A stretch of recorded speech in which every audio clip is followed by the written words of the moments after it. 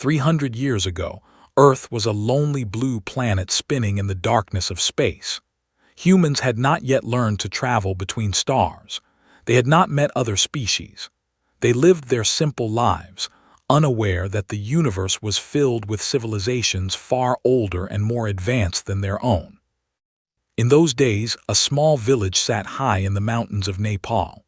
The people there were farmers and herders. They lived hard lives in the cold, thin air. They knew nothing of spacecraft or alien races. Their world was small, bounded by the peaks that surrounded their homes. One winter night, a strange light fell from the sky. It streaked across the darkness like a wounded bird, trailing smoke and fire. The villagers watched in fear as it crashed into a distant valley with a sound like thunder. Many wanted to hide. Many said it was a bad sign from the gods. But a young farmer named gathered a group of brave men and women. They took ropes and blankets and medicine. They walked through the snow for 2 days to reach the crash site. What they found changed everything. The object was not a meteor.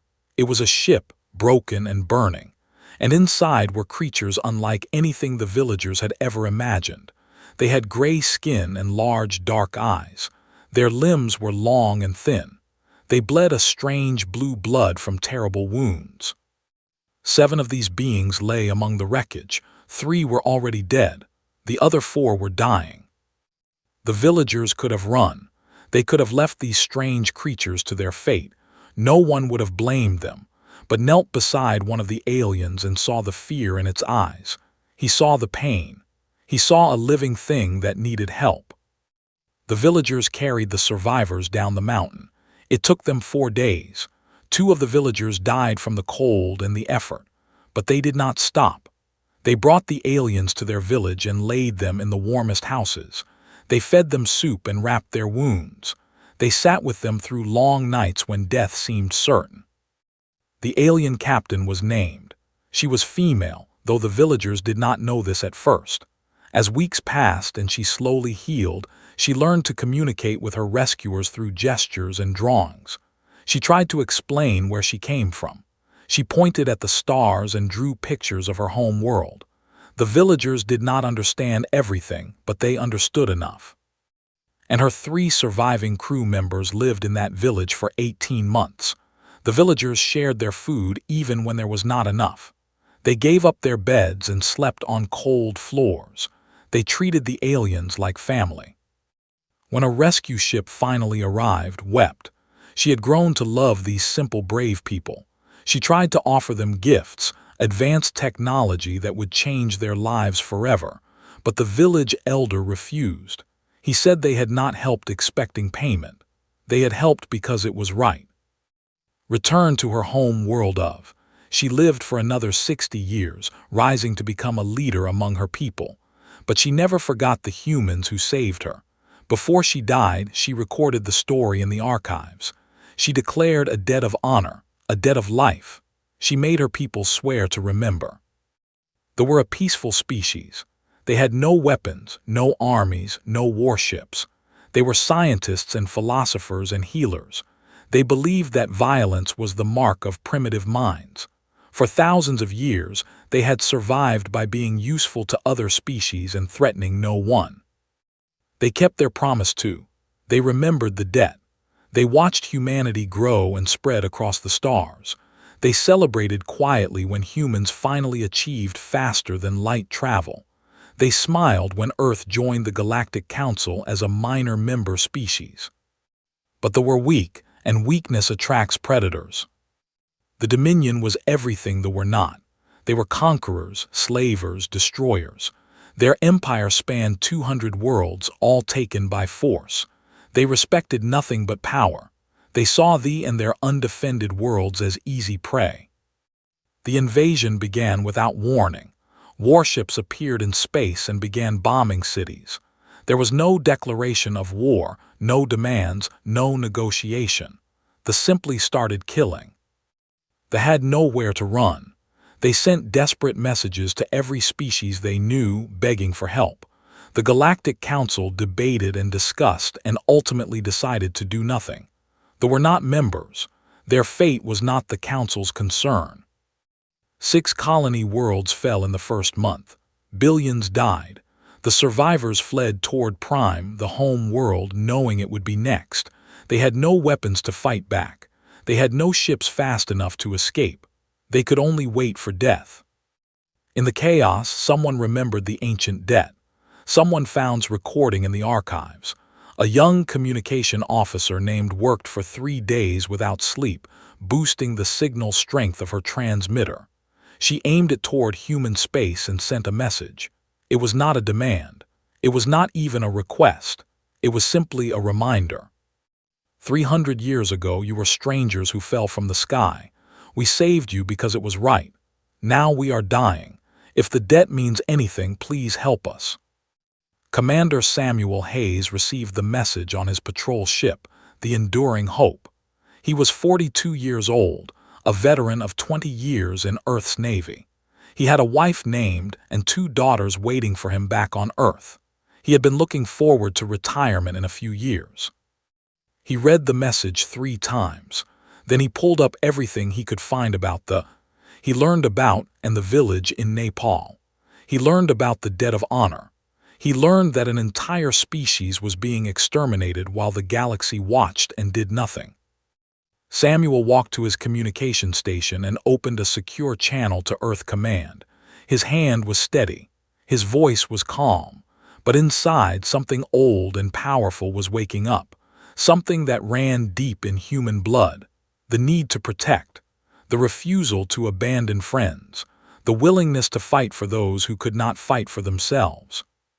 Admiral Price answered his call. She was 60 years old, silver-haired, with eyes that had seen too many battles. She listened without interrupting as Samuel explained the situation. When he finished, there was a long silence, then spoke. "Get your ship to the rendezvous point. I am calling in the fleet." Samuel felt a chill run down his spine. The fleet. For 200 years, humanity had hidden its true military strength. They had built warships in secret, trained soldiers in hidden bases, developed weapons that no other species knew about. They had smiled and traded and pretended to be harmless newcomers. Now the pretending was over. They had saved human lives when humanity was nothing. They had asked for nothing in return. They had simply done what was right. Now humanity would do the same.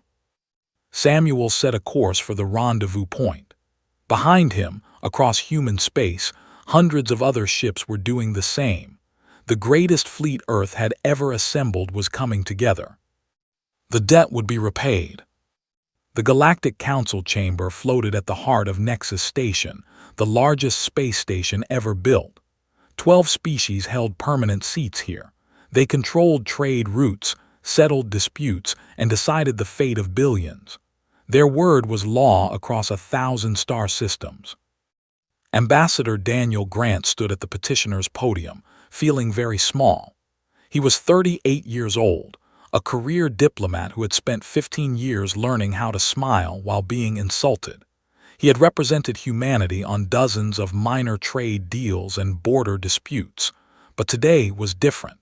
Today he was asking the most powerful beings in the galaxy to go to war. The chamber was circular, with each species seated on a floating platform that could move closer or farther depending on their importance to the discussion.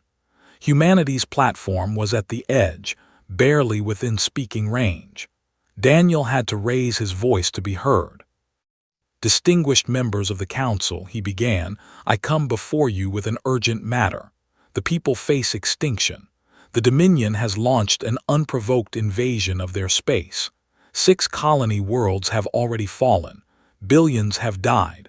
The home world of Prime is under direct threat." He paused, looking around the chamber. Some representatives were paying attention. Most were not. The High Chancellor was examining her claws. The delegate was having a quiet conversation with his aide. "Humanity formally requests council intervention to stop this genocide," Daniel continued. "They are a peaceful species. They have no military. They cannot defend themselves. Without help, they will be completely destroyed within weeks." High Chancellor of the Collective finally looked up. She had 4 eyes arranged in a diamond pattern on her pale face. Her species had held the leadership of the council for 3 centuries. She was not used to being bothered by minor species. "They are not council members," she said. Her voice was cold and flat. "They refused membership 300 years ago. Their fate is not our concern." Daniel kept his face calm even as anger burned in his chest. "They refused membership because they have no military. Membership requires contributing forces to council defense fleets. They are pacifists. They build hospitals, not warships. They heal the sick and study the stars. They are no threat to anyone." Then perhaps they should have considered the consequences of remaining defenseless. The voice came from representative of the. His species was allied with the Dominion. They shared the same philosophy. The strong ruled. The weak served or died. Was large and heavily muscled, with thick gray scales covering his body. His eyes were yellow and showed no emotion at all. "The natural order is simple," continued. "Those who cannot protect themselves do not deserve protection. They made their choice. Now they face the results of that choice. This is how the universe works." Daniel gripped the podium to keep his hands from shaking. He wanted to reach across the chamber and strangle this creature. But he was a diplomat.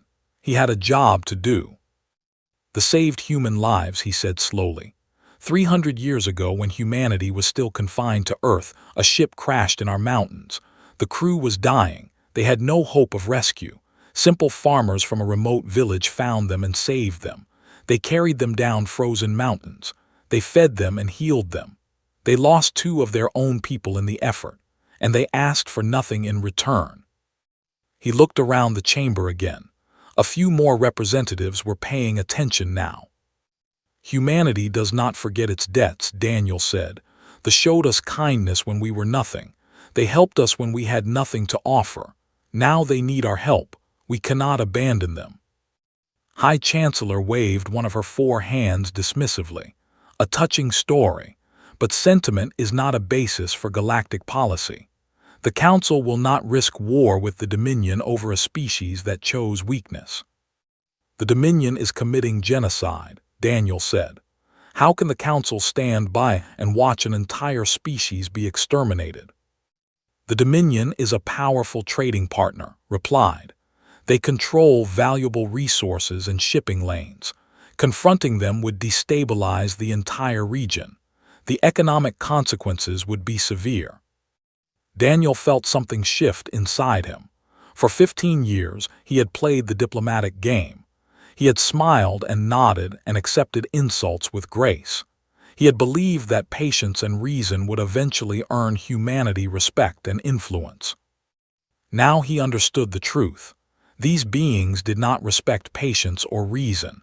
They respected only power.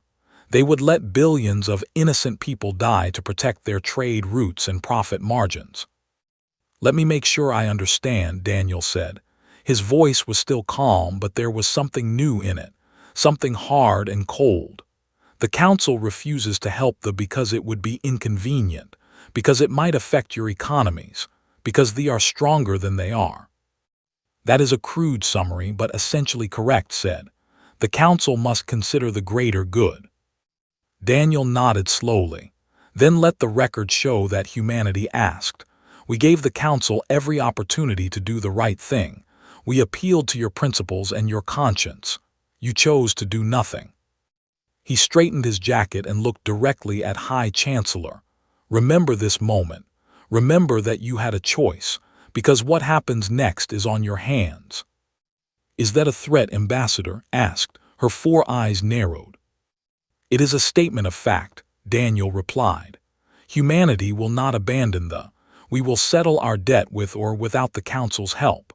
And when this is over, when the history of this moment is written, everyone will know exactly who stood for justice and who stood aside." He turned and walked toward the exit. The chamber was silent. No one had ever spoken to the Council that way. Minor species did not threaten the established powers. They accepted their place and hoped for scraps from the table. Ambassador Grant called out, If humanity takes unilateral action against the Dominion, the Council will not support you. You will be alone." Daniel stopped at the door and looked back. He smiled, but it was not a diplomat's smile. It was something older and more dangerous. "We have always been alone," he said. "From the moment we crawled out of the mud and looked up at the stars, we have faced every challenge alone. We are used to it." He walked out of the chamber and did not look back. On his personal communicator, a message was waiting. It was from Admiral Price. 2 words. "Fleet ready." Daniel read the message and felt the weight of the moment settle on his shoulders. In a few hours, humanity would go to war. They would fight against a much larger enemy with no allies and no support. Many would die. But they would live. The debt would be paid. Daniel typed a reply to Admiral Price. 2 words. "Send them." Across human space, 300 warships began their jump sequence.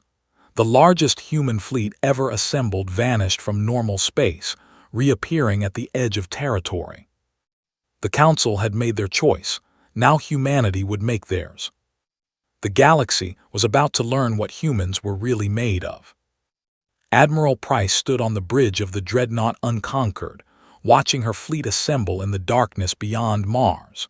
300 warships hung in the void like sleeping giants, their running lights blinking against the endless black. Destroyers and frigates darted between the larger vessels, taking up formation positions. Troop carriers loaded with Marines waited for the signal to jump. Was 60 years old. Her hair had gone silver a decade ago, and the lines on her face told the story of a lifetime spent in service. She had commanded ships since she was 25. She had trained the officers who now commanded their own vessels. She had helped design the weapons they would use in the coming battle. For 200 years, humanity had prepared for this day. They had joined the Galactic Council with smiles and handshakes. They had built trading posts and established diplomatic relations. They had carefully cultivated an image of peaceful merchants and curious explorers. And all the while, in secret shipyards hidden in asteroid fields and buried in moons, they had built a war machine. General Christopher Moore appeared on the holographic display beside. He was 55, a broad-shouldered man with a shaved head and the calm eyes of someone who had seen combat many times. He commanded humanity's ground forces, 800,000 Marines trained to fight in any environment. "Ground forces are loaded and ready," Christopher reported. "Full combat gear, heavy weapons, armored vehicles. We have been running simulations against tactics for 30 years. We know how they fight. We know their weaknesses." Nodded. "What about the new systems?" "Deployed on all front-line vessels," Christopher said. "They have never faced anything like them. No one has. When those weapons fire, it will change the way the galaxy thinks about humanity." Looked out at her fleet. Every ship out there represented years of secret work. Engineers and scientists had devoted their lives to creating vessels that could match anything in the galaxy. Soldiers had trained in hidden bases, running combat exercises over and over until they could fight in their sleep. "The galaxy thought humans were soft," said. "They thought we spent the last 2 centuries building shopping centers and vacation resorts. They forgot where we came from." She turned to face Christopher's image. "We came from a world that tried to kill us every day. Ice ages, plagues, predators, starvation. We survived all of it. We fought our way to the top of our food chain with rocks and sticks. We went from caves to starships in 10,000 years. No other species in the galaxy has ever advanced that fast." Christopher smiled grimly. "To think they are warriors. They have conquered a few hundred worlds over the past 1,000 years. They have never met a species that fights like we do." "Tell me about their fleet," At said. 800 warships, Christopher replied. "Mostly cruisers and destroyers, with about 50 capital ships. Standard tactics, which means aggressive frontal assaults with overwhelming firepower. They are not subtle, but they are effective against species that do not fight back."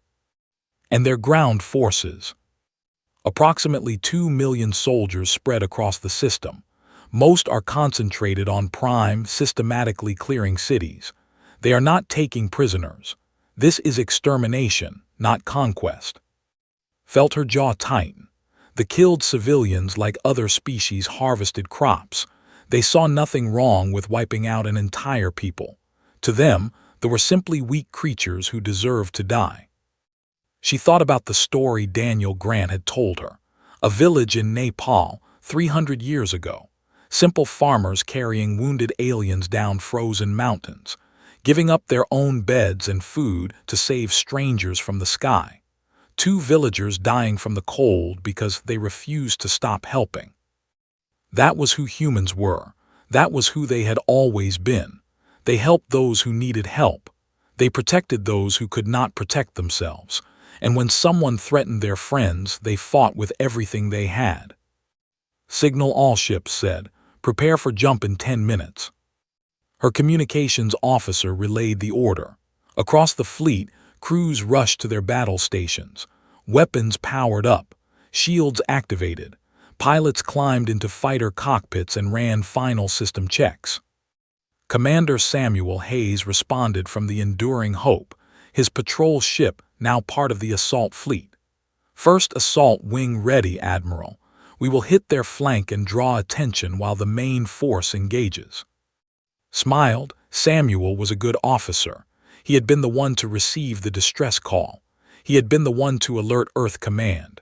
Without him, the fleet might not have mobilized in time. Do not take unnecessary risks, Commander, she said. We need every ship we have. Understood, Admiral, but with respect, we did not come here to play it safe. We came here to win. Nodded, that was the right attitude. They had 800 ships. Humanity had 300. The numbers were not in their favor, but numbers were not everything. They had never fought humans before. They did not know what they were facing. They expected the same easy victory they had won against dozens of other species. They were about to get the shock of their lives. All ships broadcast to the entire fleet. In a few minutes, we will jump into space. We will engage a larger enemy force. Many of us will not survive this battle. She paused, letting her words sink in. But we are not here for glory or conquest. We are here to repay a debt. 300 years ago, when humanity was weak and alone, they showed us kindness. They saved our people without expecting anything in return. Now they face extinction while the galaxy watches and does nothing. His voice hardened. We will not watch. We will not stand aside. We will show that their kindness was not wasted. We will show the galaxy that humanity does not forget its debts. And we will show the Dominion that attacking our friends was the worst mistake they ever made. She looked out at the fleet one last time. All ships jump on my mark. Let us go settle a debt. The countdown began. 300 human warships aligned their jump drives. Engines hummed with power. Crews took deep breaths and thought of home. Mark said. The fleet vanished from the Sol system. Space folded around them, carrying them across light years in an instant. They emerged at the edge of space, directly between the invasion fleet and Prime. They detected them immediately. 800 alien warships turned to face this unexpected threat. Commanders sent confused messages to each other. Who were these newcomers? Why would anyone interfere in Dominion affairs? Opened a channel to the fleet. This is Admiral Price of the Earth Defense Force. You are committing genocide against the people. Withdraw immediately or be destroyed. There was a long pause. Then a voice responded, harsh and mocking. Humans, you send 300 ships against our 800. You are either very brave or very stupid. Stand aside or die with the weaklings you came to save. Smiled, it was not a pleasant smile. We choose neither, she said, and then she gave the order that would change the galaxy forever. All ships weapons free, attack. The Battle of Prime began with fire and thunder. Commander Samuel Hayes pushed his patrol ship Enduring Hope to maximum speed, leading the first assault wing directly into the formation. 12 frigates followed him, small and fast, their weapons blazing.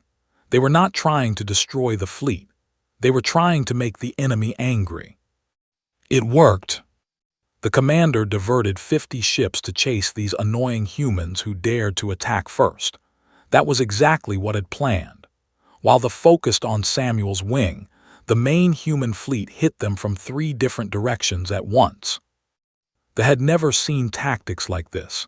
Other species formed neat lines and exchanged fire at long range. It was civilized. It was predictable. It was how war had been fought in the galaxy for thousands of years. Humans did not fight that way. Human ships closed to point-blank range, accepting damage to inflict worse. They moved in coordinated groups, supporting each other, covering weaknesses, exploiting every opening. They fought like pack hunters, surrounding larger prey and tearing it apart piece by piece. Lieutenant Maria Santos flew her fighter through the chaos, her squadron of 12 pilots staying tight on her wing. She was 26 years old, born on Mars, trained since age 18 to fly combat spacecraft. This was her first real battle, but she felt no fear, only focus. "Target that cruiser's engine section," she ordered. "Torpedoes spread on my mark." Her squadron lined up their shots. 12 torpedoes launched simultaneously, converging on the cruiser's vulnerable stern. The ship's shields held against the first wave but buckled under the second. Explosions ripped through the engine compartment. The cruiser went dark and began to drift. "Good hits," Maria broadcast. "Move to next target." Behind her, human marine boarding ships were already approaching the disabled cruiser. Teams of soldiers in powered armor would cut through the hull and clear the ship deck by deck. Capturing enemy vessels meant more resources for the fight ahead. On the bridge of the Unconquered, Admiral Price watched the battle unfold on her tactical display. It was going better than she had hoped. They were larger in number, but they were slow to adapt.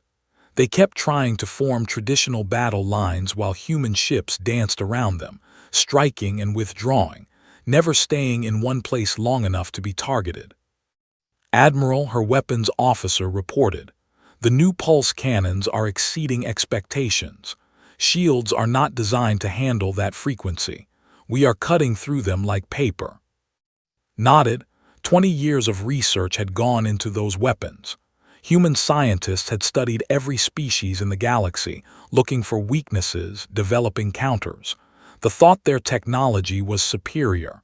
They were learning otherwise. 4 hours into the battle, they had lost 200 ships. Humanity had lost 30. The enemy commander was starting to panic. His confident mocking had turned to desperate orders. His fleet was being systematically destroyed by an enemy half their size. But the space battle was only part of the fight. On the surface of Prime, General Christopher Moore led the ground assault. Human troop carriers dropped through the atmosphere under heavy fire, landing in zones cleared by orbital bombardment. Marines poured out of the ships before they had even touched down, hitting the ground running. Sargent was first out of his carrier.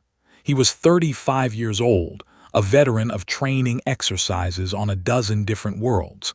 But this was his first real combat, the first time he would kill or be killed. The ground forces were waiting for them.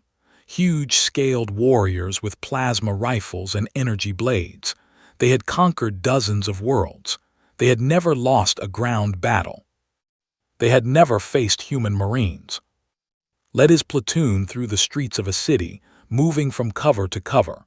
Soldiers fired at them from windows and rooftops, returned fire with precise bursts, dropping enemies with shots to vulnerable joints and eye slits. His training had prepared him for exactly this. "Medic front," he called out as one of his Marines went down with a leg wound. "Get him stabilized and moving." The platoon pushed forward. They were not trying to hold territory. They were hunting. Find the command posts, destroy their communications, cut off their supply lines, make them blind and confused. Ahead saw a group of civilians huddled against a wall.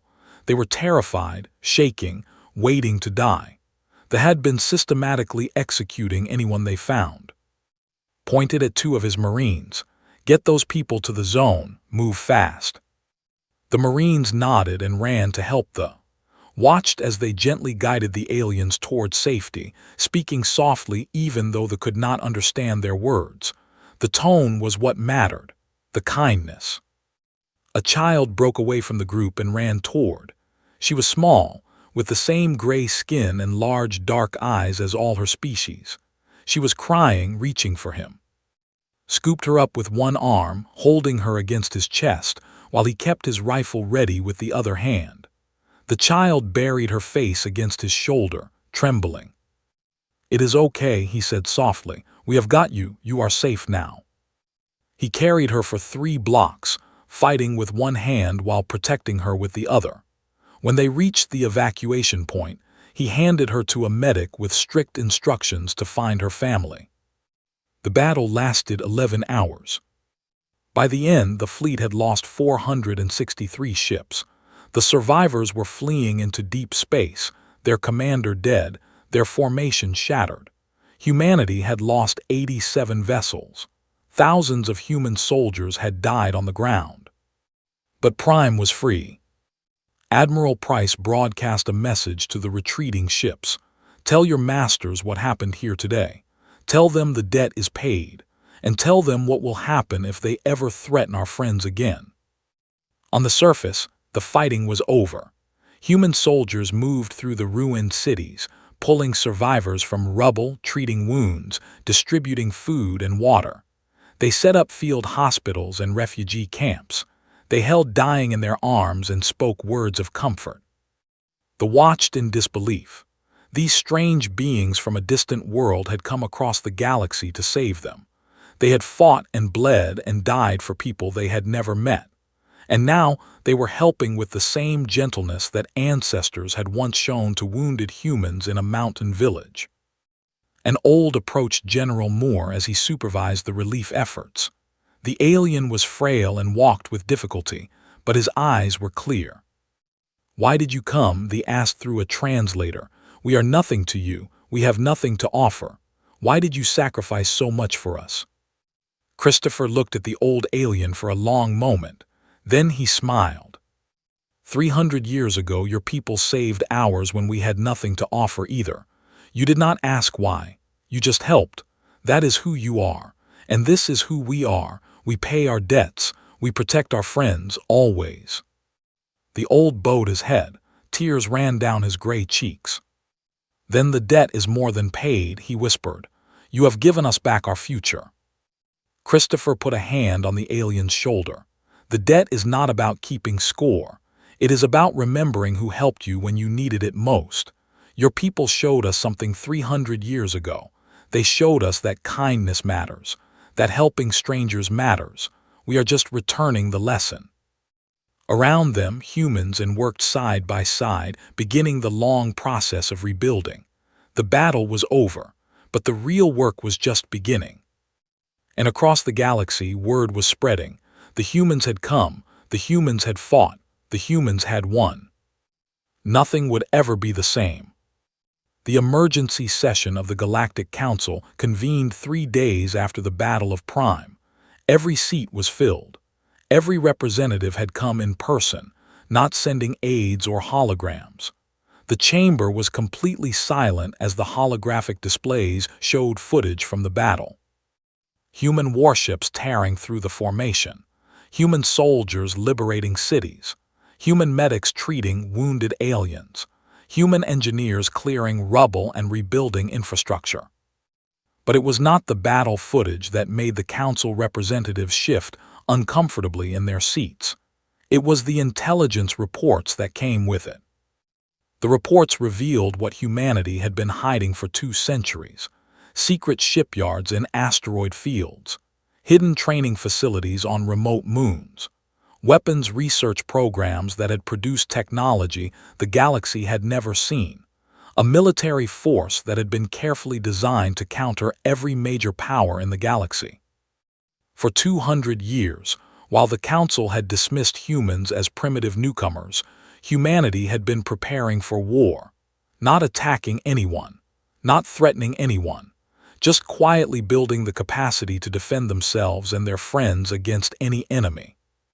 High Chancellor read the intelligence summaries with growing unease. The humans had vessels that could match battleships. They had weapons that could cut through armor. They had tactics that no species had ever seen before. And they had kept all of it secret. They had smiled and traded and pretended to be harmless. They had let the galaxy underestimate them. Until now. Ambassador Daniel Grant walked to the petitioner's podium. He moved differently than he had 3 days ago. There was no diplomatic smile, no careful deference. He looked like a man who no longer cared what anyone in the chamber thought of him. 300 years ago, Daniel began, saved human lives. They did not know us. They had no reason to help us. They did it because it was right, because that is who they are. He paused and looked around the chamber. Every representative was watching him now. No one was having side conversations. No one was examining their claws or checking messages. Humanity never forgot, Daniel continued. We built our fleet in secret because we knew this day would come. We knew that someday, somewhere, our friends would need us, and we were determined to be ready. He turned to face representative of the scaled alien had been much less confident since the battle reports came in. His ally, the Dominion, had just suffered the worst military defeat in their history. The Dominion has threatened retaliation, Daniel said. They claim this means war with humanity. Let me be clear about our position. His voice hardened. We welcome it. We have spent 2 centuries preparing for exactly this scenario. Your masters should understand something about how humans fight wars. Daniel stepped forward, his eyes locked on. We do not fight for territory or resources. We do not fight to prove our strength or expand our empire. When humans go to war, we fight to win. Completely. Permanently. We have weapons you have never seen, tactics you cannot predict, and soldiers who would rather die than abandon their mission.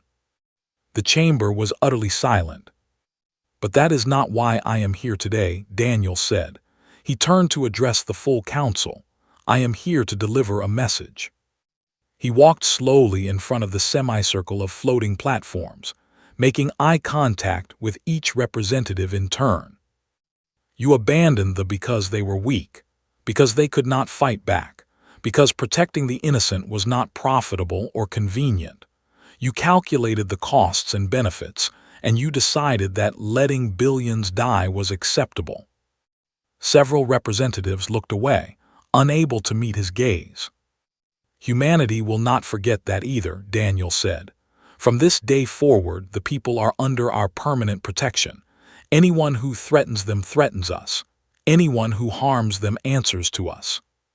He stopped in the center of the chamber and raised his voice. And let this be known to every species in the galaxy. If any other people ever find themselves abandoned by this council, betrayed by those who should protect them, left to die because helping them is too inconvenient, they can call on humanity. Daniel's voice rang through the chamber. We pay our debts, we protect our friends, we fight for those who cannot fight for themselves, and we never ever forget. He turned and walked toward the exit. His footsteps echoed in the silence. High Chancellor finally found her voice. Ambassador Grant. She paused, seeming to struggle with what to say.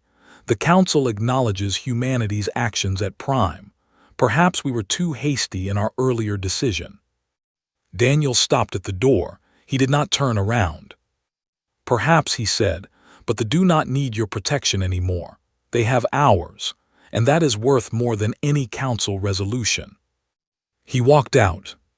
In the days that followed, everything changed. The Dominion quietly, its demands for retaliation. Their leaders had studied the battle reports. They had seen what human weapons could do. They decided that revenge was not worth the risk. Other species began reaching out to humanity through diplomatic channels. Some wanted to trade. Some wanted military alliances. Some simply wanted to understand how the humans had hidden so much for so long. But the most significant change happened among the smaller species, the ones who had always lived in fear of larger powers, the ones who had been exploited and threatened and ignored by the Council for centuries. They began to hope. Word spread through the galaxy about what humanity had done. A species had been dying and humans had crossed the stars to save them, not for profit, not for territory, not for power, just because it was right. Messages began arriving at Earth embassies, cautious at first, then more confident. Stories of old debts and forgotten kindnesses, species that had helped humans decades ago, never expecting anything in return. Now they were in trouble, and they remembered that humans pay their debts. Admiral Price read the messages in her office on Earth. She was tired. The battle had cost her friends and subordinates. The rebuilding of the fleet would take years, but she felt something she had not felt in a long time. Pride. "We cannot save everyone," her aide said. "There are too many requests." Nodded, "I know, but we can save some, and for the ones we save, we will be the difference between life and death." She looked out her window at the blue sky of Earth. Somewhere out there, they were rebuilding their world. Somewhere out there, the Galactic Council was recalculating everything they thought they knew about humanity. And somewhere out there, species who had given up hope were starting to believe that the galaxy could be different. 300 years ago, humans had been alone and afraid. They had looked up at the stars and wondered if anyone was out there. They had dreamed of finding friends among the distant suns. Now they knew the truth. The galaxy was not empty. It was full of life and wonder and terrible dangers. It was a place where the strong often preyed on the weak, where kindness was rare and easily forgotten. But it was also a place where a single act of compassion could echo across centuries, where a village of farmers could save alien strangers and never know that their kindness would one day save billions of lives. Humanity had settled its debt, and the Galactic Council would never see them the same way again. On Prime, the reconstruction continued. Human engineers worked alongside builders, raising new cities from the ashes of the old. Human soldiers stood guard while they planted gardens and opened schools. And in the central plaza of the rebuilt capital, a new monument was being constructed. It showed a human soldier holding a child, protecting her from harm. At the base, in both human and script, were carved simple words that captured everything. Kindness remembered, debt repaid, friends forever.